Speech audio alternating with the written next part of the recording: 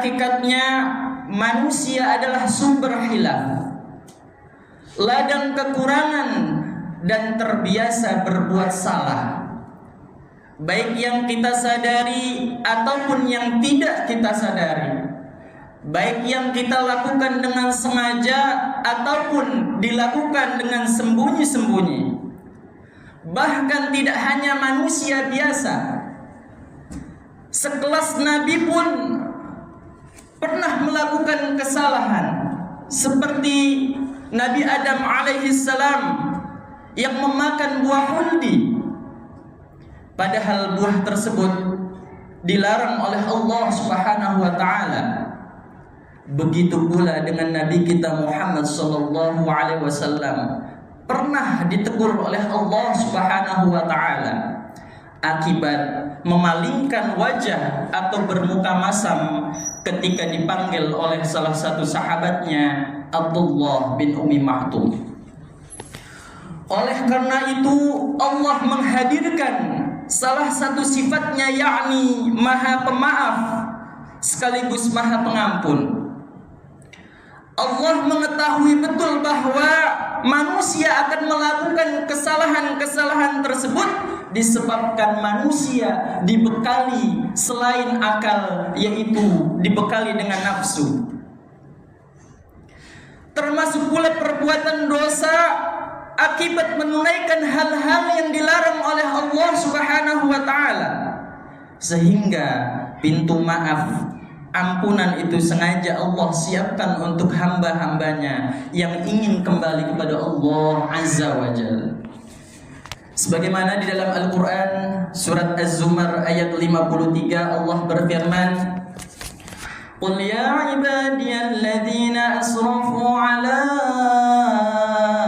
anfusihim la taqnatu min rahmatillah La taqnatu min rahmatillah Innallaha yaghfiru dhunuba jami'a Innahu huwal ghafurur rahim. Apa yang Allah firmankan? Katakanlah wahai hamba-hambaku yang melampaui batas terhadap dirinya sendiri, orang yang melakukan kezaliman yang luar biasa terhadap dirinya sendiri, jangan kamu berputus asa dari rahmat Allah. Sesungguhnya Allah mengampuni dosa-dosa semuanya. Sesungguhnya Dialah yang Maha Pengampun lagi Maha Penyayang. Di dalam ayat ini setidaknya ada 3 poin yang perlu kita catat atau ketahui. Yang pertama, optimisme atau tidak putus asa dari rahmat Allah. Ayat ini menggambarkan bahwa kasih sayang Allah dan rahmat Allah begitu besar kepada hambanya yang mau bertaubat kepada Allah dan menyadari akan kesalahan-kesalahan yang ia perbuat. Allah menyeru dengan panggilan yang lembut, penuh kasih sayang, agar hambanya yang berdosa mau kembali dan bertaubat memohon ampun kepada Allah dengan panggilan ya ibadi, wahai hamba-hambaku. Ibnu Katsir menjelaskan bahwa ayat ini merupakan seruan kepada para pendurhaka, seruan terhadap para pendosa agar bertaubat kembali kepada Allah dan tidak putus asa untuk mendapatkan rahmat Allah. Meskipun mereka berdosa dan melampaui batas, Allah memanggil kita dengan kasih sayangnya. Poin yang kedua yang bisa kita ambil daripada ayat Az-Zumar ayat 53 ini, yaitu bahwa penegasan Allah akan mengampuni segala dosa. Innallaha yaghfiru dzunuba jami'a. Sesungguhnya Allah mengampuni dosa-dosa semuanya. Kemudian Ibnu Katsir menjelaskan bahwa mengampuni segala dosa-dosa tanpa peduli berapapun banyaknya dosa hamba tersebut, asalkan pelakunya mau bertaubat dengan sungguh-sungguh kepada Allah, sebagaimana firman Allah di dalam surat At-Taubah ayat 104. Alam ya'lamu annallaha huwa yuqbalut taubata an ibadihi. Tidakkah mereka mengetahui bahwa Allah Maha menerima taubat daripada hamba-hambanya. Ma'asyiral muslimin rahimakumullah. Poin yang ketiga dari surat Az-Zumar ayat 53 ini adalah Allah Maha Pengampun lagi Maha Penyayang. Innallaha ghafurur rahim. Sesungguhnya dialah yang Maha Pengampun lagi Maha Penyayang.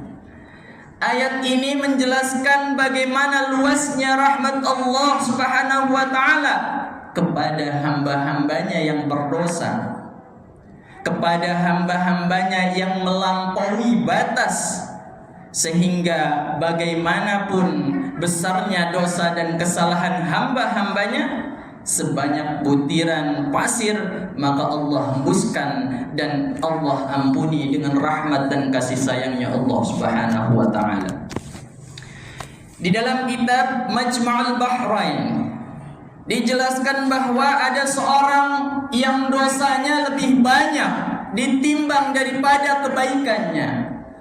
Ketika seseorang tersebut meninggal, maka malaikat buru-buru membawa dia menuju pintu neraka. Namun atas rahmat Allah Subhanahu wa taala, dia memerintahkan Jibril alaihissalam untuk menolong hambanya tersebut. Is'alhu ya Jibril, tanyakan kepadanya apakah ia pernah duduk di dalam majlis orang-orang alim selama dia di dunia. Jika ia, masukkanlah ia ke dalam surga dengan syafaat orang-orang soleh tersebut. Lalu Jibril mendatangi orang tersebut dan bertanya, wahai fulan, apakah selama engkau hidup di dunia pernah menghadiri majelis-majelis zikir, majelis-majelis ilmu, majelis orang-orang alim di dalamnya? Apa yang dikatakan orang tersebut, aku tidak pernah. Lalu Jibril kembali kepada Allah. Lalu Jibril menjawab, anta a'lamu bihali 'abdi. Ya Allah, engkau lebih mengetahui keadaan hambamu. Tapi Allah dengan rahmatnya memerintahkan untuk Jibril kembali lagi kepada hamba tersebut. Is'al ya Jibril, tanyakan lagi kepada dia, wahai Jibril. Tanyakan apa ya Allah? Apakah ia mencintai ulama?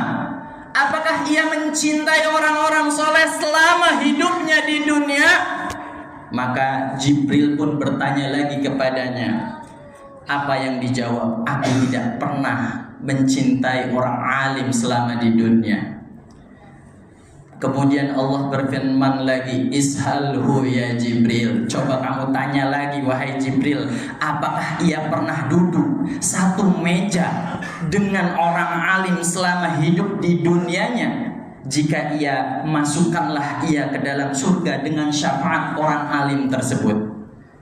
Jibril pun bertanya kepada orang tersebut. Lagi-lagi orang tersebut menjawab, aku tidak pernah duduk satu meja dengan orang alim selama di dunia. Tapi Allah tetap memberikan rahmat kepada si fulan dengan kembali memerintahkan Jibril, is'alhu ya Jibril, siapa namanya dan siapa nama bapaknya. Jika namanya seperti orang alim, jika nama bapaknya seperti orang yang ahli ibadah, maka masukkanlah ia ke dalam surga. Maka ditanyalah oleh Jibril siapa namanya. Ternyata namanya jauh daripada nama agama Islam atau nama orang-orang soleh. Maka namanya tidak sesuai dengan daftar orang-orang soleh. Akhirnya Allah tetap memerintahkan untuk memasukkan dia ke dalam surga. Kemudian Allah berfirman kepada Jibril, Wahai Jibril, peganglah tangannya dan masukkanlah ia ke dalam surga, karena ia mencintai seorang yang mana orang tersebut mencintai seorang alim. Akhirnya atas wasilah seorang yang mencintai orang alim tersebut, si fulan mendapatkan rahmat dan syafaat sehingga dapat masuk surganya Allah Subhanahu wa taala. Allahu akbar. Dalam kisah tersebut dapat kita pelajari bahwa rahmat Allah amatlah luas dari berbagai sisi, khususnya bagi orang-orang yang gemar menghadiri majlis dan mengingat kepada kebaikan, mengingatkan kepada Allah Azza wa Jalla, menegaskan bahwa manusia mulia itu ada di atas muka bumi. Maka alangkah baiknya kita terus berusaha mencari barokah dan karomahnya.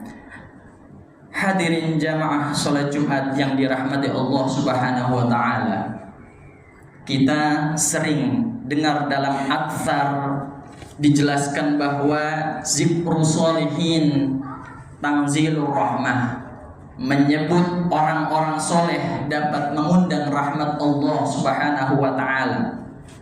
Kita sebut saja nama mereka, kita sebut saja orang-orang soleh, sebut saja para nabi Allah, pasti rahmat Allah akan turun, kucuran maghfirah Allah akan turun, dan kita bisa mendapatkan kebaikan darinya. Sebaliknya, seandainya kita menyebut seseorang di mana orang tersebut jauh dari rahmat Allah, maka niscaya rahmat Allah tidak akan turun kepada kita.